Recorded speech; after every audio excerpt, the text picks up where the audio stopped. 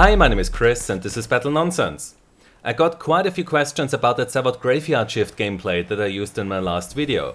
How did I know where the enemy players would show up?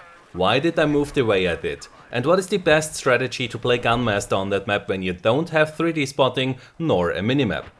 I don't claim that I know the best strategy, but here's how I play it. When there is no 3D and no 2D spotting, then your ears become your most important tool. The reason for that is that many players seem not to be aware that when they sprint, then they make much more noise than when they walk or move crouched. So what I do is that I sprint only when I can be more or less sure that no one will hear me, and otherwise I will walk or move crouched. When you hear footsteps, then you just need to check if there's a teammate near you who could have made that sound, and if there is no one, then it has to be an enemy. In that case, you either move very slowly to not make him aware of your presence, or you just hold your position and wait for him. Also, if you start to run, then you will no longer hear his footsteps clearly, so moving slow is key. Besides footsteps, there are also the shoutouts and the gunfire, which will very clearly alert you of enemies.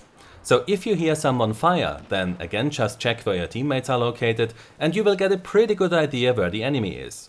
But you have to be aware that this also works the other way around, so when you fire your gun, then you should relocate after that.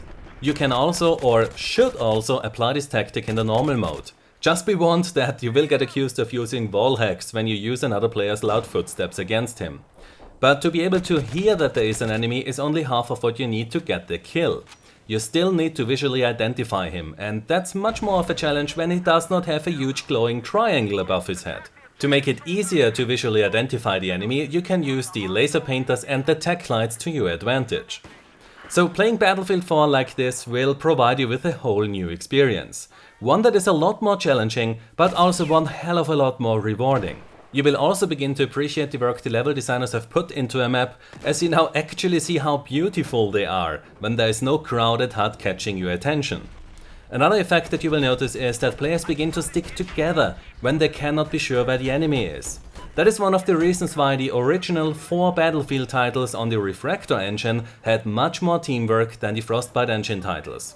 So if you are up for a challenge and want to experience something new, then I can highly recommend a 5v5 Gunmaster match on ZOTAC Graveyard Shift running on a hardcore or classic server. This match provided me with one of the most thrilling and exciting 20 minutes that I had in Battlefield 4 since many months, and I will surely try to play more of it. This challenge and sense to have achieved something is also why I really like to play Conquest Large on classic servers. The removal of the 3D spotting requires that you have a much higher awareness of your surroundings and to stick with your team, while still having access to the minimap allows you to play at a moderate pace and it avoids that there are too many campers. So after I explained my tactic, I will now shut up and show you the gameplay that I was talking about. If you put your headphones on and try to pay attention to the footsteps of the other players, then this might give you another tool to use to your advantage when you play Battlefield 4 the next time. So I hope that you enjoyed this little video here that is quite different to the content that I usually release on my channel. And if you did, then please give it a like, subscribe for more, and I hope to see you next time.